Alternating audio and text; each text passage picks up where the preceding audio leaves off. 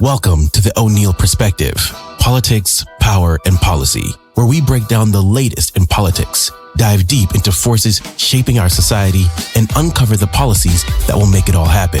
Your host, Curtis O'Neill, is here to educate, enlighten, and entertain as we explore the world of politics with clarity and insight.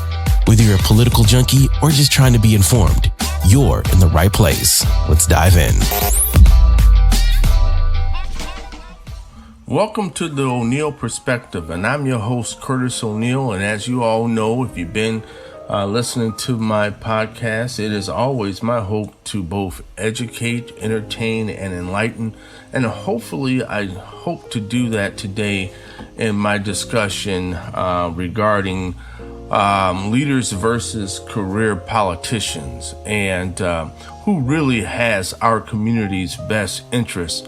As you all know, we're in the living in the second administration of the Trump presidency. And of course, we are fast approaching the first 100 days of his second administration. And as we move forward, we're faced with important decisions. And those decisions really rest on, should we continue placing our trust in lifelong career politicians, or is it time for us to explore leaders from the business and other professional worlds who can approach governance a little differently? I think this is an important question to break down, and I want to try to do it in a clear, relatable way, highlighting especially what this choice means for all of us in this country, and again, especially for those Black and rural communities across America. One of the things that we're seeing, and I think one of the things that the American public is really struggling with, is that how can different perspectives and different ways of governance really impact us, and I think it's definitely impacting us in some ways that we truly have not seen. So again, there's much to unpack here, and so let's get moving. So I think number one, that we need to look at a results-driven action versus what we tend to see as political gridlock, especially over the past 20 to 50 years in this country. We tend to see that business leaders, their angles are a little bit different. And so when we look at business leaders, one of the things that we see is that they're definitely results driven. And they really try to focus on things, achieving results quickly and effectively. Because if they don't, for example, if they don't do this in their own businesses, then of course we know their businesses fail. They can't hide behind committees or endless negotiations. So I think it's important, as we tend to unpack this, is that we consider these particular examples. For example, we know Donald Trump, whether you like him or not, he used various executive actions to push through policies like border security, and I think it was Executive Order 13767, and challenged traditional approaches to issues like trade and regulation. And then we also see another former business leader, Michael Bloomberg, who ran the city of New York with CEO-like qualities, and he dramatically reduced crime rates, invested in neighborhoods, and of course he streamlined services, and that was interesting to see from that particular standpoint. But as we tend to look at the career politicians' counterpoint, for example, like politicians like President Joe Biden, and then of course former Democratic President Barack Obama, and then of course Senate leaders like Chuck Schumer, they emphasize that running a country is more complex than managing a corporation.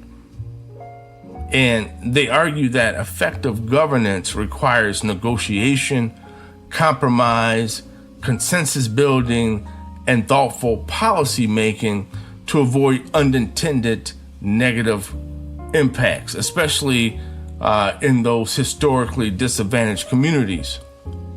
But I think the real talk and the verdict really lies in, the balance. We talk about action-oriented business minds that can drive progress, but stable, thoughtful governance ensures policies effectively address community needs over the long term. And so that's where really the conversation really lies. And so when you look at these two different dynamics,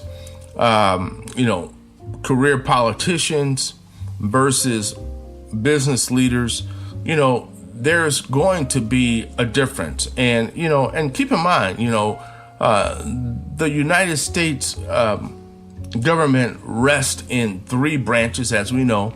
And those branches are the executive, which is the president, vice president, and then they rest in the judicial, which is the Supreme Court, and then they also rest in the legislative branch, which is both the House and the Senate. And that's really intended for a reason, right? There's those checks and balances. But when you have business leaders, they're not used to those checks and balances. It's usually what they say goes. And so I think that's the difference with individuals sort of like Donald Trump and Michael Bloomberg have been used to basically saying what say goes. And so we hear these conversations coming up with Trump like, oh, he's a king and he wants to make sort of like king mandates. And I think a lot of the time is that, he brings that business mind into government. And for us that are used to those checks and balances, that can be a problem. And so I think one of the things that we definitely need to have in place is a balance with regards to how we move forward as a country. And keep in mind, I've said this all the time, that that one of the things that really guides politics is optics, right? Because people's perceptions becomes their reality. And we living in this world right now where President Trump, along with Elon Musk, are sort of, they are sort of turning the government upside down on his head.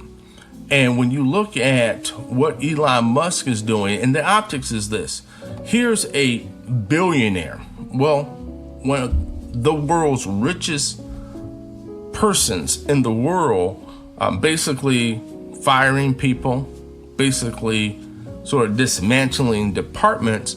And the optics of that is like, how are you going to have a billionaire come in? He has everything, and he's sort of abrupting, I shouldn't say sort of, but he is abrupting many people's lives by dismantling departments, firing different individuals.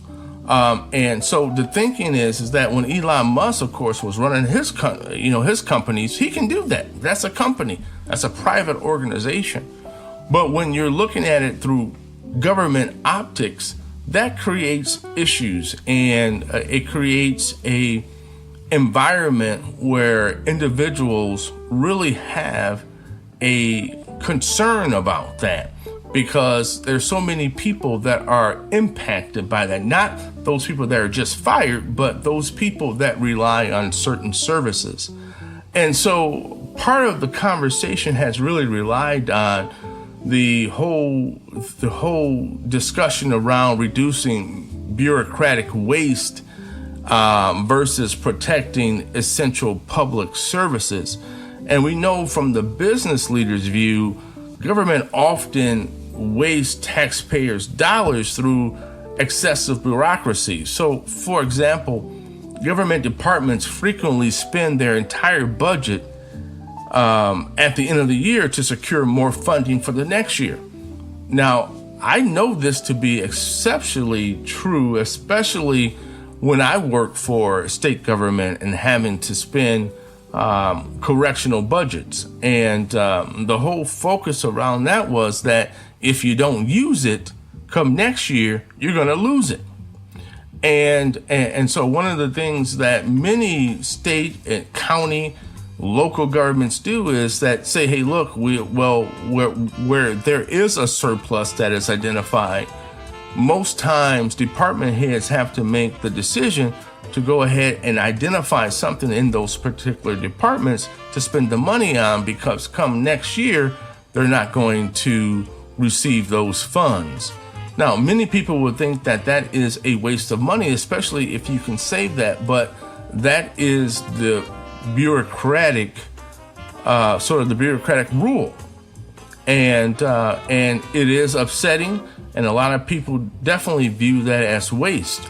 And we know business leaders prioritize efficiency and cut wasteful spending, redirecting funds towards programs that directly help communities, like vocational training, community healthcare, and infrastructure.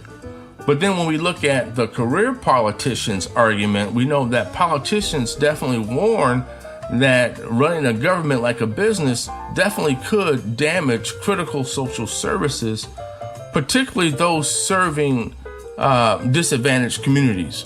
Essential programs like education, healthcare, social services may not be profitable, but remain critical for supporting communities and ensuring equal opportunities for those individuals that live in those communities. So, that's a very important thing to think about, especially because oftentimes there is a dialogue that exists when we tend to look at those particular programs, right? There's those checks and balances, right, that need to take place. But for some of us in the community, we argue that while politicians are going back and forth and trying to balance certain things, there's individuals that need action instead of a lot of talk and a lot of rhetoric. And so that's where part of the concern comes into place. And then we also know that there's financial independence versus influence of special interests. So from the business leader side, we see that career politicians oftentimes depend on campaign donations from lobbyists and special interests, that lead to policies that often neglect ordinary people. When we look at the big pharma companies, they continue to inflate drug prices disproportionately impact low-income communities. And then we see large corporations, they receive those tax breaks, while small businesses in minority and rural neighborhoods continue to struggle.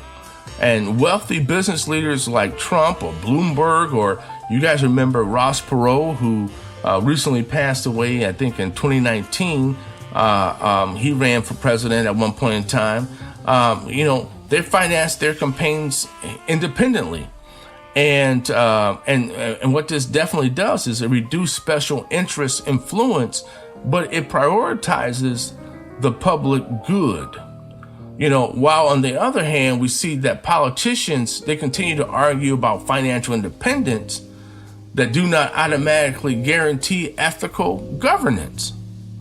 Wealthy individuals in politics, sometimes prioritize personal business interests over what's best for the public, that demonstrate potential conflicts of interest. And that tends to upset the electorate, tends to upset the community overall. So we know that transparency, ethics, enforcement, and strong accountability are necessary tools regardless of the leader's background. Both groups, including individuals that are business leaders that are considering going into politics, and those career politicians, must be held to what I say is strict ethical standards. And so when we tend to think about these things in terms of how they affect black communities and communities overall, alike, we tend to see promises without substantial progress, and we've seen this happen time and time again. The past 30, 40 years, we've seen this happen. We've seen where Democrats and Republicans tend to make promises, but they fall very short and they fall very flat. And a lot of that's because there's so many layers of bureaucracy where politicians try to get things pushed through, but the bureaucracy is so thick that it becomes entrenched in political networks that frequently leaves communities, especially those communities that are economically and disadvantaged, leave them neglected. And so I think that one of the things that we tend to see, especially in this election cycle, especially in the era of Trump, that I think a lot of people sometimes get excited about is that here's a guy that comes in sort of like and I'm going to use this word, sort of like a gangster, if you will, and just sort of kicks the door open and says, hey, this is what it's going to be. And I think that's a new push for some individuals, and some individuals like that behavior, while other individuals on the other hand tend to say, hey, look, this guy is totally neglecting due process and is and sort of having this king-like behavior. And so that creates some concerns.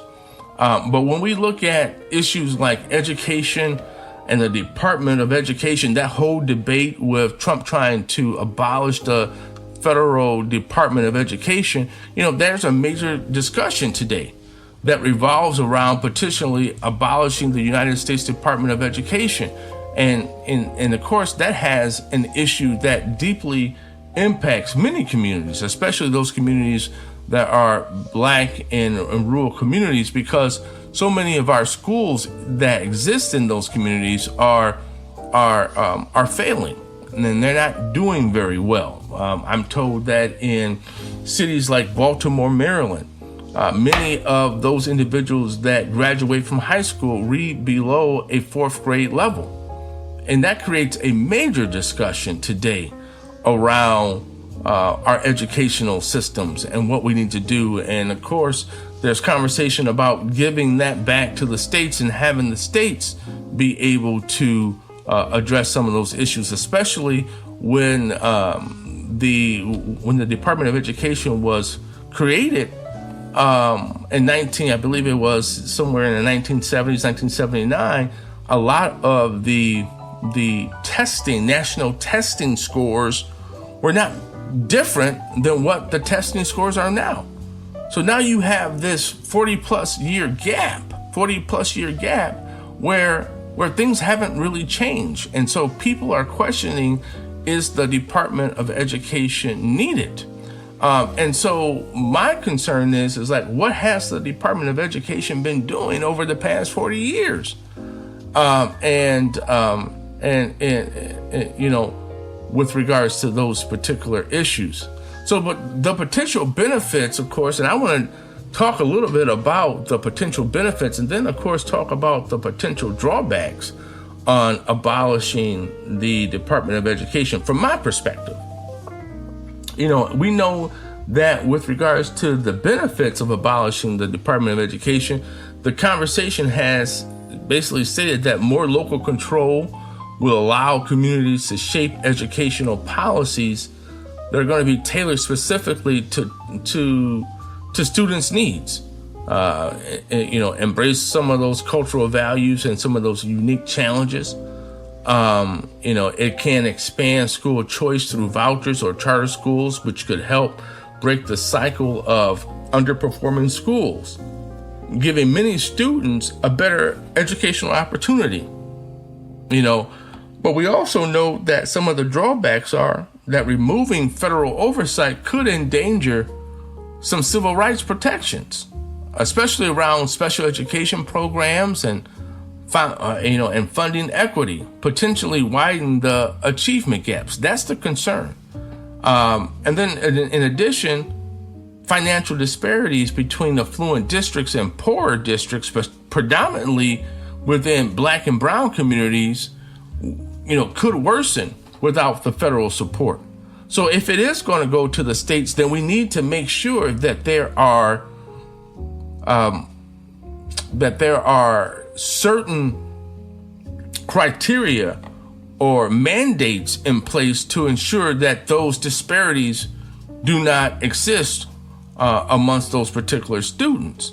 Now, again, a lot of the conversation has been around this whole Title IX a conversation regarding gender and transgenderism and those particular types of things, and I think that has sort of muddied the water.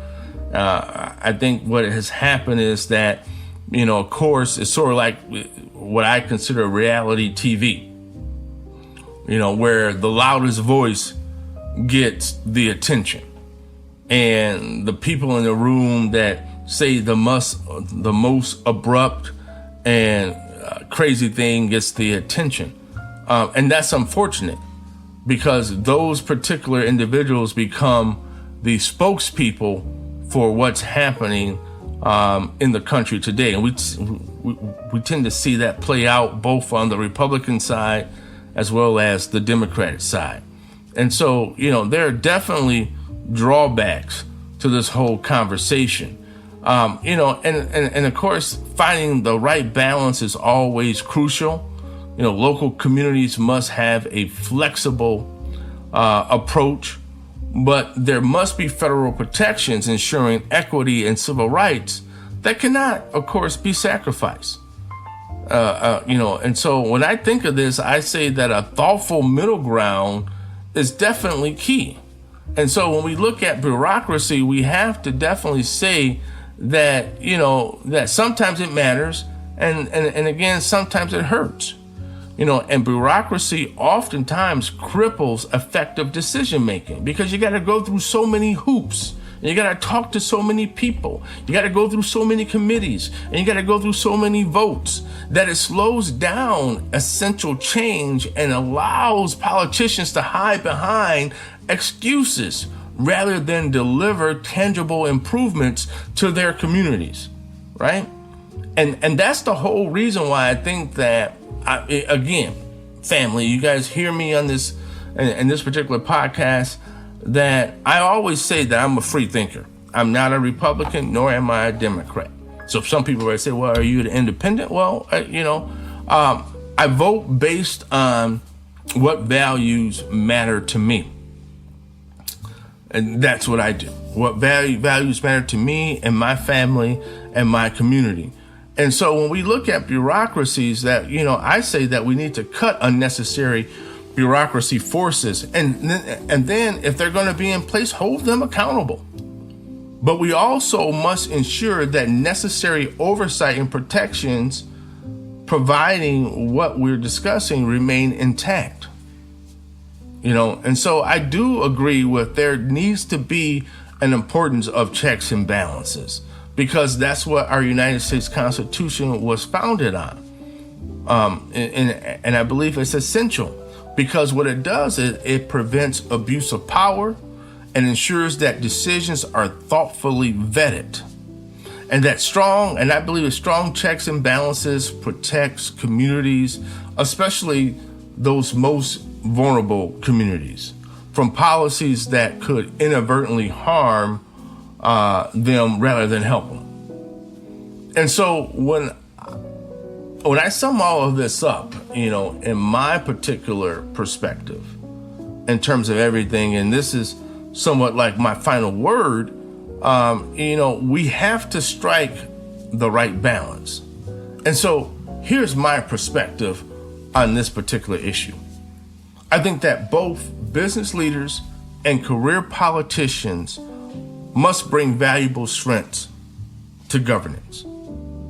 And so with regards to business leaders, I know that they can contribute efficiency, they can contribute urgency, and they present practical results and financial independence, often bringing fresh perspectives and decisive problem-solving approaches to the issues that face us here in our country. But when I look at career politicians, I also know that they offer invaluable governmental experience. They present a deep knowledge of legislative processes, understanding of long-term policy impacts and how those impacts affect us as a community. But they also have experience in consensus building that are crucial for lasting change because they focus on the optics.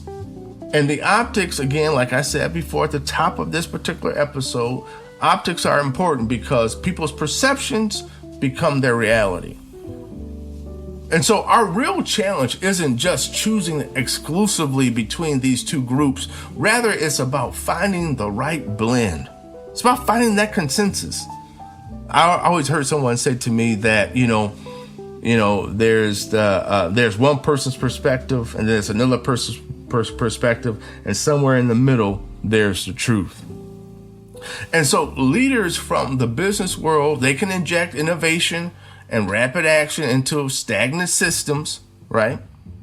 But meanwhile, seasoned political leaders can ensure that these actions are sustainable, that they're fair, and that they're widely supported.